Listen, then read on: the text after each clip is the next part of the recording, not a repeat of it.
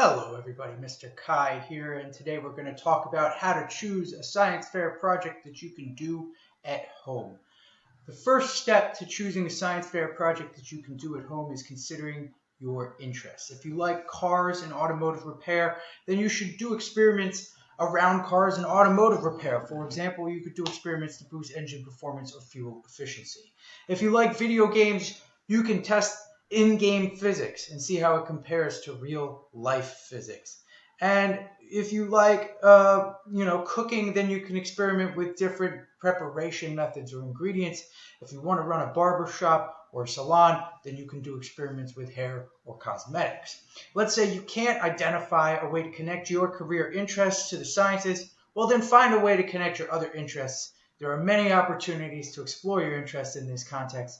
And if you're really struggling, there are online resources where you can find things.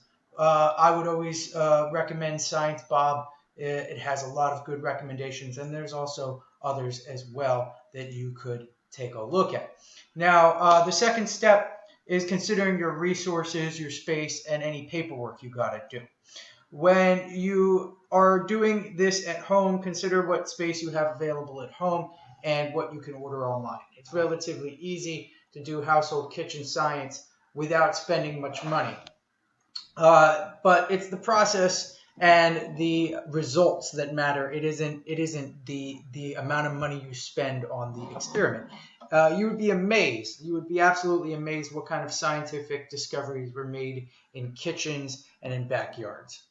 If you have yard space, you can make use of that space to do some of the more messy experiments. But be aware that there are recipes and instructions online for all kinds of things. So be sure to consider space safety. Any experiments that you do that involve vertebrate animals and or people will require additional paperwork. So if you're going to do a vertebrate animal test, that's any animal with a backbone or a spine, you need to get a vet to sign off on it, and any experiments involving humans will require paperwork as well.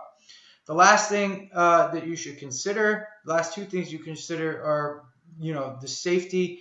Mixing household chemicals can be very dangerous. Nobody wants to fill their apartment with toxic gas and will burn the block down.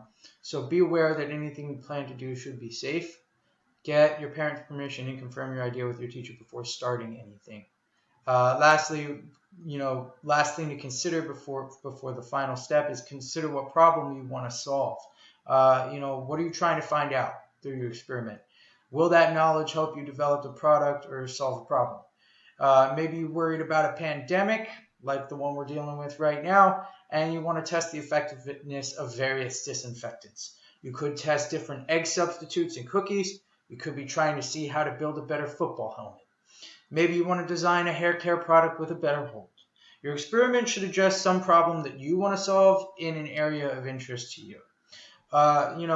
There are resources online that you can do many of these things at home, and these are great. If you have an interest in physics and engineering, then do one involving physics and engineering, right? Solve a problem that you want to understand, get a better answer to, right? Likewise, there's opportunities to use video games as physics engine simulators, right? So Gary's Mod has been used by physics students in the past in order to simulate physics engines. So you can ask all kinds of questions on that, right? And other things to consider, of course, you have resources. As I said before, resources are available online to make your own things. Like you could make your own homemade gelatin plates for growing microorganisms, and you can do all kinds of experiments with that. And there's also instructables online to do all kinds of stuff, like making all kinds of scientific equipment that would usually cost quite a pretty penny.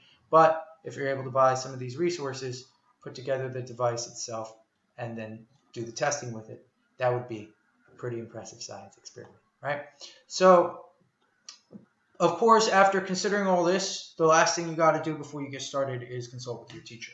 After you've decided on a topic, it's time to talk to your teacher so that your teacher can give you feedback and guidance on how to proceed.